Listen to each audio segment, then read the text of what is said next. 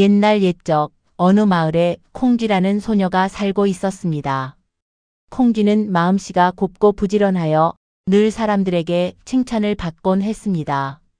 하지만 어린 나이에 어머니를 잃고 새어머니와 그 딸 팥쥐와 함께 살아야 했지요. 새어머니는 겉으로는 점잖아 보였지만 속으로는 욕심 많고 고약한 성품을 지니고 있었습니다. 그 딸 팥쥐 또한 어머니를 닮아 게으르고 심술궂어 콩쥐를 괴롭히기 일쑤였습니다. 어느 날 새어머니는 구멍난 항아리에 물을 길어오라 했습니다. 도저히 할 수 없는 일이지요. 콩쥐는 눈물이 그렁그렁 맺혔지만 포기하지 않았습니다. 그때 풀숲에서 뻐끔 소리가 들려왔습니다. 커다란 두꺼비가 느릿느릿 다가오더니 몸을 움츠렸다가 툭 하고 배를 항아리 구멍에 꼭 맞추어 붙였습니다. 두꺼비의 널쩍한 몸이 마치 마개처럼 구멍을 막아버린 것입니다. 물이 새지 않고 차곡차곡 채워지는 것을 보고 콩쥐는 두꺼비에게 고맙다며 손을 모아 인사했습니다. 그 순간 콩쥐는 깨달았습니다. 세상은 늘 차갑지만 선한 마음을 알아주는 벗들이 있다는 것을 말이지요. 또 어느 날은 새어머니가 바가지 가득한 콩을 마당에 쏟아놓고 밤새 다 주워 담아라 하고 명령했습니다. 콩쥐는 막막했지만 그때 참새들이 날아와 쪼르르 콩알을 하나하나 모아주었습니다. 수십 마리의 참새들이 콩알을 바가지 속으로 톡톡 떨어뜨렸습니다. 밤하늘 달빛 아래 작은 생명들의 부리 소리가 리듬처럼 울려 퍼졌습니다. 마침내 모든 콩알이 담기자 콩쥐는 눈물을 훔치며 환하게 웃었습니다. 하루는 원님이 큰 잔치를 열었습니다. 여기서 원님이란 옛날 조선시대의 지방을 다스리던 관리로 오늘날로 치면 군수나 시장과 같은 지역의 최고 책임자였습니다. 백성들의 삶을 살피고 재판을 열어 옳고 그름을 가리며 마을의 큰 행사를 주관하는 인물이었지요. 콩쥐도 잔치에 가고 싶었지만 새어머니는 허락하지 않았습니다. 내가 무슨 잔치냐, 집안일이나 하고 있어라. 그 말에 콩쥐는 눈물이 핑 돌며 고개를 떨구었습니다. 그런데 잠시 후 방 안이 갑자기 환해지더니 은은한 향기와 함께 선녀가 나타났습니다. 고운 옷자락을 휘날리며 미소를 띤 선녀는 콩쥐를 바라보며 부드럽게 말했습니다. 콩쥐야, 내 마음씨가 곱고 착하니 내가 너를 도와주마. 선녀는 손끝에서 빛을 뿜어내더니 눈부신 비단 옷을 내어주었습니다.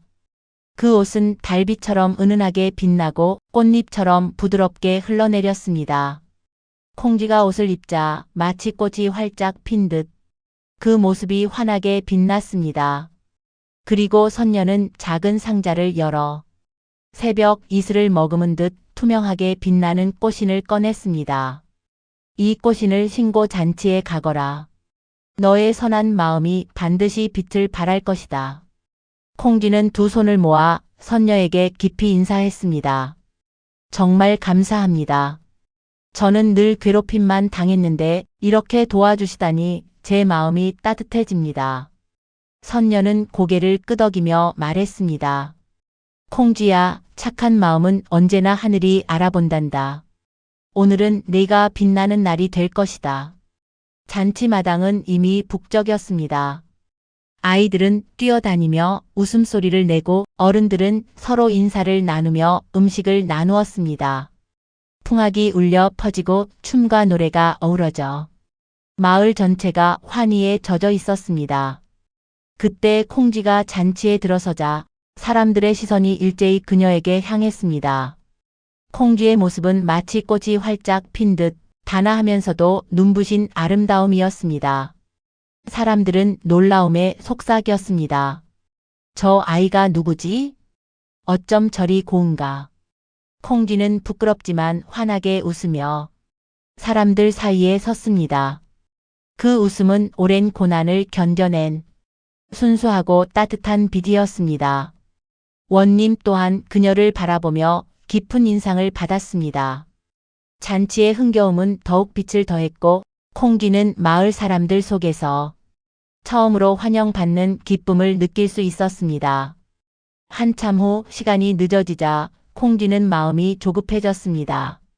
새어머니가 알면 큰일이야. 빨리 돌아가야 해. 콩쥐는 사람들에게 인사를 하고 서둘러 잔치 자리를 떠났습니다.